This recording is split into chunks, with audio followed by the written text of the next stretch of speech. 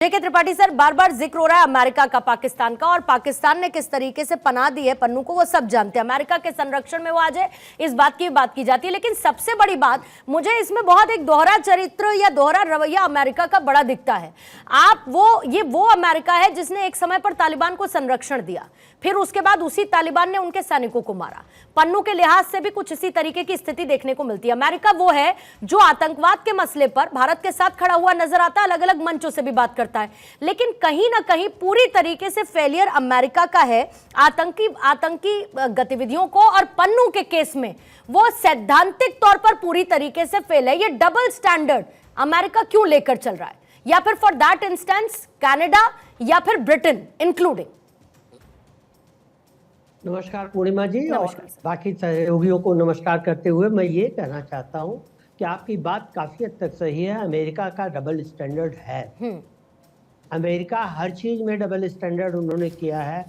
उन्होंने कहा ठीक है, नॉन प्रोलिफरेशन संधि हम करेंगे, आप लोग कोई वो नहीं बना सकते, कोई एटम बम नहीं बना सकते। हमने बना लिया, आपसे आप नहीं बनाएंगे।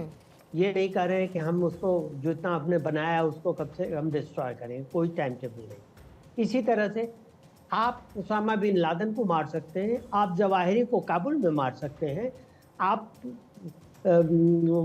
लीबिया में मार सकते हैं गद्दाफी को, सद्दाम को मार सकते हैं बगदाद में, आप जहां चाहें अपने अपोनेंट को मार सकते हैं, लेकिन आप दूसरे को ये राइट नहीं दे सकते। एक चीज।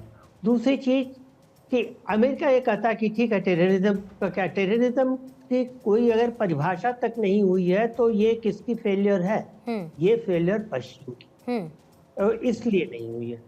पन्नू के साथ जो है, ठीक है, अमेरिका कहता है कि पन्नू यहाँ कुछ भी कह सकता है, पन्नू यहाँ कुछ भी कह सकता है क्योंकि यह अभिव्यक्ति की स्वतंत्रता है, ठीक है।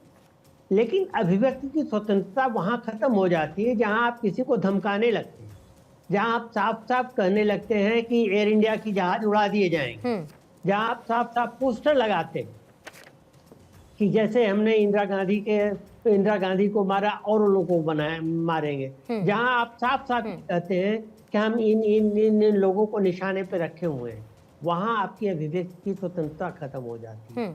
ये चीज अमेरिका नहीं दिखा रहा है, और अमेरिका की ड्यूअल पॉलिसी इसलिए है कि अमेरिका के पास कम से कम अमेरिका लीवर अपने पास रखना चाहता है गाहे बगाहे हिंदुस्तान को टाइट करने की कोशिश करने के लिए। तो पन्नू अभी अमेरिका के लिए एसेट है। खुद ही बोलते हुए किसी ने कहा था अमेरिकन ने कि पन्नू हमारे लिए पन्नू एक इंटेलिजेंस का एसेट। तो अमेरिका इसलिए पन्नू को हर हालत में बचाना चाहेगा, लेकिन अमेरिका जानता है कि आज अमेरिका के लिए भारत की उतनी ही जरूरत है जितनी भारत को अमेरिका की होगी, या उससे कम। अमेरिका को ज्यादा जरूरत है यहाँ एशिया में भारत को रूस और चीन के खिलाफ एक देश के रूप में दे।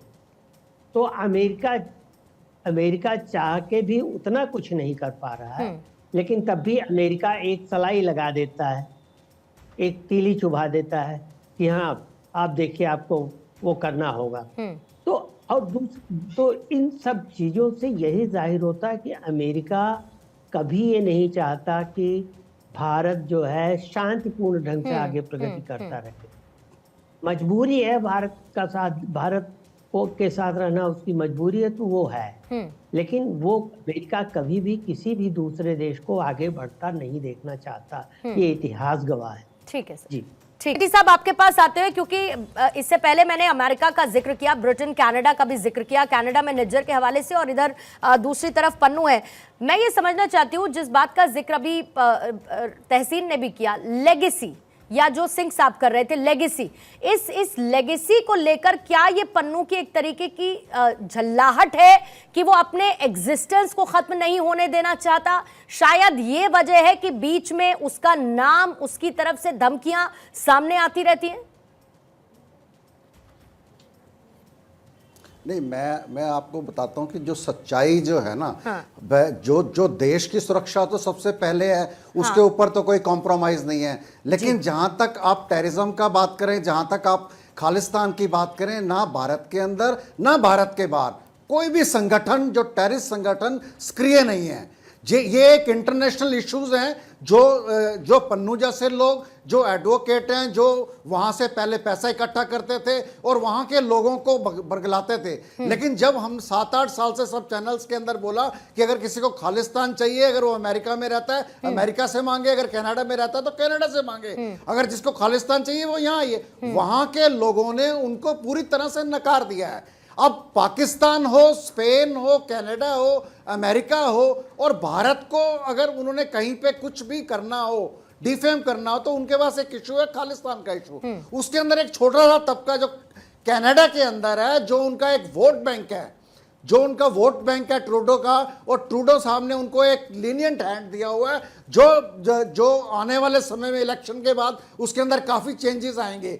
लेकिन मैं ये समझता हूं कि वो ये करते हैं, वो उनका जो मोटिव है, वो मोटिव ये है कि यहाँ पे जो रह रहा है हिंदू सिख भाईचारा है, उसके अंदर एक डिस्टर्बेंस पैदा करें, यहाँ के समाज के अंदर एक डिस्टर्बेंस पैदा करें, उनके अंदर एक तनाव का माहौल पैदा करें। इस तरह की उनकी कोशिशें हैं। और मैं ये चाहता हूं कि सरकार जो काम कर रही है, अगर देश के अंदर लॉरेंस बिश्नोई जैसे लोग जेल से एक गैंग चलाते हैं, और मैं समझता हूं ये उसके ऊपर कोई एक्शन नहीं हो पाता, तो देश की सरकार को सख्त कदम उठाने पड़ेंगे और उसके लिए उनको किसी तरह का भी कॉम्प्रोमाइज नहीं करना पड़ेगा। और आप देखिए ना, इंडिया के अंदर कहीं पे भी कोई टेररिस्ट संगठन, कोई गैंग इतना सक्रिय नहीं है जो इतना पावरफुल हो। दाऊद जैसे लोग देश छोड़ के भाग गए हैं। एक लॉरेंस बिश्नोई या गोल्डी बराड़ जैसे लोग जिन्होंने 1-2 हत्याएं करी हैं, उनके ऊपर सख्त एक्शन होना बड़ा जरूरी है। Point taken. सिंह साहब आपके पास आती हूँ, पर तहसीन आपके पास, क्योंकि जिस बात का जिक्र अभी सेठी साहब ने किया, राष्ट्रीय सुरक्षा के लिए कहीं ना कहीं इस तरीके की धमकियां सर खतरा तो बनती है ना। जो टेलीग्राम चैनल पर जिस तरीके की बातें हो रही हैं, और उसमें कहा जा रहा है कि आप ये समझिए हम कितने नजदीक हैं, आप इस तरीके से सिक्योरिटी के साथ तो कॉम्प्रोमाइज हो ही रहा है ना।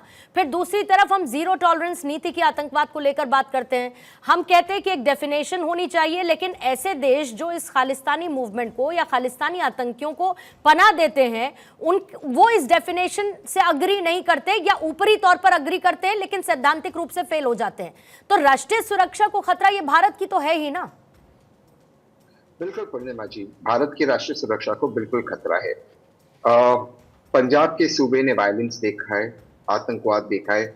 इस वक्त हम मणिपुर में आतंकवाद देख रहे, हम देख रहे कैसे पड़ोसी मुल्क से मणिपुर के अंदर इस वक्त रॉकेट्स आ रहे। तो भारत ने हमेशा इसका सामना किया, चाहे वो पाकिस्तान से हो, कहीं और मुल्कों से स्पॉन्सर है। भारत की ज्योग्राफी भी ऐसी है कि कई ऐसे मुल्क है, क्योंकि मोस्ट कंट्रीज अराउंड इंडिया, वहां पर डेमोक्रेसी नहीं, तो भारत से एक वहां पर दिक्कत होती है। दूसरी एक समस्या ये कि इंडिया अब अपना राइटफुल प्लेस ले रहा है टेबल के ऊपर। ये चालू हो गया न्यूक्लियर डील एग्रीमेंट से, 123 एग्रीमेंट से, जहाँ पर India was not a signatory to the NSG, but India के लिए पूरे विश्व ने एक्सेप्शन किया। तब से India has taken the place on the big table. तो बहुत सारे मुल्कों को ये अच्छा नहीं लगता कि भारत एक बड़े टेबल के ऊपर बैठा है। आज भारत उस क्षमता का है, उस क्षमता पे है। लेकिन एक चीज सभी मुल्कों को सोचना चाहिए, खास करते फाइव आइज को, जो इंग्लिश स्पीकिंग कंट्रीज है, फाइव आइज, और इसके साथ बाकी देशों को जो लोकतांत्रिक मुल्क है। भारत और अमेरिका, भारत और कनाडा के शेयर्ड वैल्यूज है। ये शेयर्ड वैल्यूज है डाइवर्सिटी, ये शेयर्ड वैल्यूज है डेमोक्रेसी, लोकतंत्र, ये शेयर्ड वैल्यूज है एक फ्री मीडिया। हमें साथ में काम करना होगा अगर हमें Chinese threat, south Pacific threat, जो बड़े थ्रेट से फ्री वर्ल्ड को, उसके साथ हमें अगर आगे बढ़ना है।